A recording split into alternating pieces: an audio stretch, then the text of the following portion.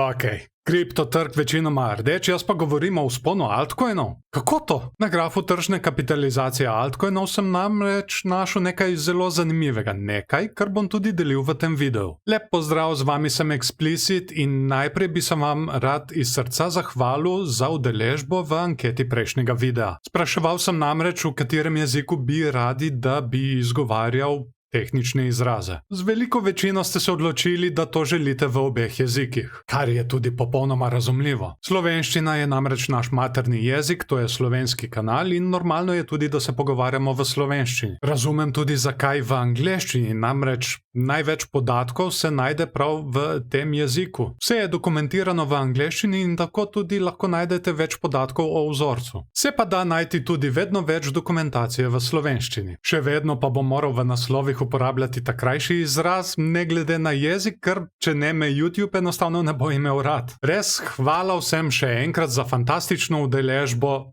Hvala vam, super ste. A ja, še nekaj, jaz sem se namreč tudi učil vsega v angleščini, tako da če slučajno falim kakšen prevod v slovenščino, kakšnega vzorca, se ne prosim jeziti name, lahko me komot popravite spodaj pod komentarji. Se bom pa čim bolj potrudil, da tega ne bo. Ok, dosti stvari nas čaka, tako da dajmo se kar potopiti v grafe. To je Bitcoin dnevni graf in naš bearish scenarij. Najprej bom tole malček premaknil, da nas ne bo potem motilo. In pa tole bom tudi zbrisal, ker ne rabimo več. V tem območju se zdaj zadržujemo že kar nekaj dni in zdaj se nam tudi že kar lepo očitno riše medvedja zastava oziroma bear flag. Samo malček, da vam jo izrišem.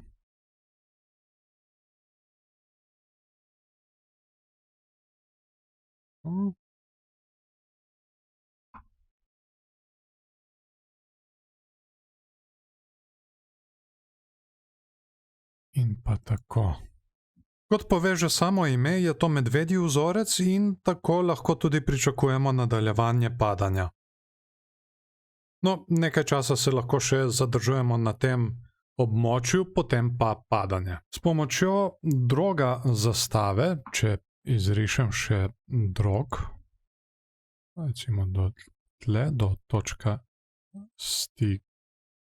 stika. No, s pomočjo droga lahko tudi izmirimo, dokot bo segal padec. Recimo, tle smo ga zdaj izrisali in če ga pomaknemo dol,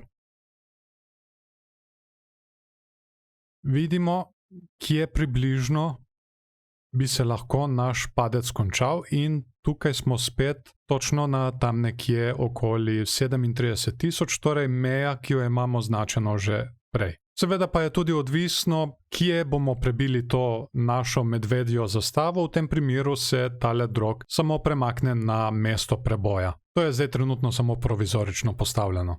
RSI je prešel nazaj na bikovsko stran, se komaj drži, trenutno je še prezgodaj, da bi lahko kaj sklepali, bomo videli, če jo bo tudi obdržal. Drugače, glede našega bearish scenarija ni nič kaj drastično novega, še vedno velja to, da če izgubimo 21-tedenski EMA in ga potem ne moremo nazaj prebiti, no to bo potem zelo slab znak za Bitcoin in kriptotrg nasploh. Trenutno smo se 21-tedenskega EMA dotaknili dvakrat, nismo ga pa še prebili. Je pa še vedno na tam okoli 43.000.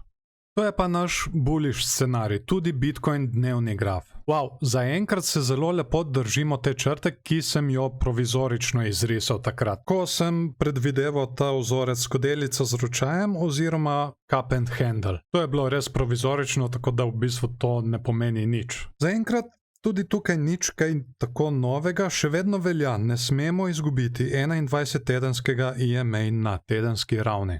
Ogromno sem dobil komentarjev, sicer ne tukaj na Facebooku, očitno zato, ker spremljamo tako bearish kot bullish scenarij. Komentarji so bili tipa, ja, Bitcoin bo rastel, razen če ne bo padel, jutri bo sončno, razen če bo deževalo in podobno. In ja, trenutno smo v nesigurni situaciji. Ampak vedno izpostavljam tudi to tanko rdečo linijo in to je 21-tedenski EMA. In vedno tudi poudarjam, kaj se bo zgodilo, če ga izgubimo, oziroma kaj se bo zgodilo, če ga obdržimo. Več informacij o tem, kaj se lahko zgodi, če ga izgubimo, izgubimo, lahko najdete tudi v tem videoposnetku, ki ga bom linkal nekje tukaj od zgoraj. Ok, pojdimo naprej.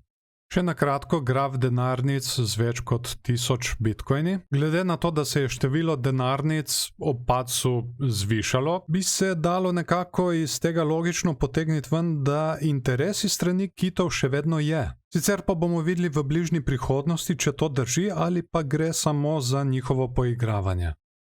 In smo končno pri altcoinih, to je tržna kapitalizacija altcoinov dnevni graf. Ta bullish kanal smo prebili navzdol, tako da ga bom zbrisal. Zanimiva situacija pa je pri RSI. Očitno so ga kasneje popravljali in očitno nismo invalidirali tele divergence, ker ta vrh ni bil višji od tegale. To so moje linije od prej in jih nisem popolnoma nič spreminjal, prisežem. Če karkoli spremenim, to tudi povem. Tako da bomo zbrisali tudi tole. Ok, imamo čisti graf. Kaj vidimo? S tem zadnjim cenovnim gibanjem smo dosegli točno prejšnji vrh. Če potegnemo krivuljo od tega vrha pa do tegale, malček popravimo.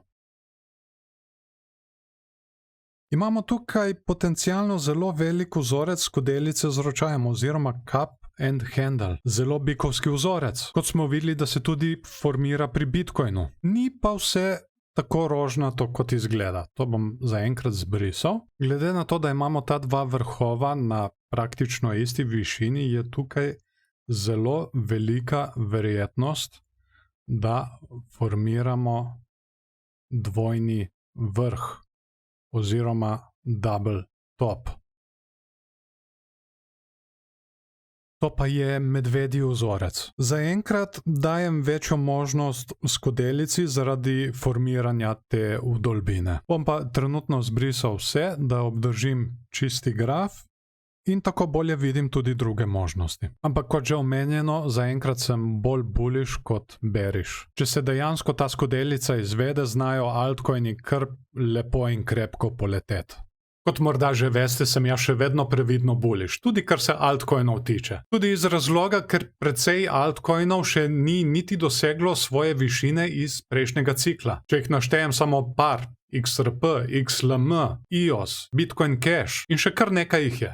Kar precej. Ekola, in tako smo prispeli do konca videa, rad bi se vam zahvalil, da ste si ga ogledali do konca. Dajte mu všeček, če vam je bil všeč, ali pa ne všeček, če vam ni bil. Vesel bom tudi delitve z vašimi prijatelji, če mislite, da so te informacije uporabne tudi za njih. Se strinjate s to analizo ali se ne strinjate? Kateri scenarij ima za vas več možnosti? Bikovski ali medvedji? Sem morda kaj spregledal? Kar pokomentirajte spodaj in z veseljem bom podebatiral z vami. Naslednji video bo tudi poln zanimivih stvari, kot tudi analiz tekočega dogajanja. Ne bo se ga splačalo zamuditi, zato je najboljše, da se vpišete na kanal in nastavite obveščanje. Lep dan še naprej vam želim, uživajte, imejte se fajn in se vidimo kmalu.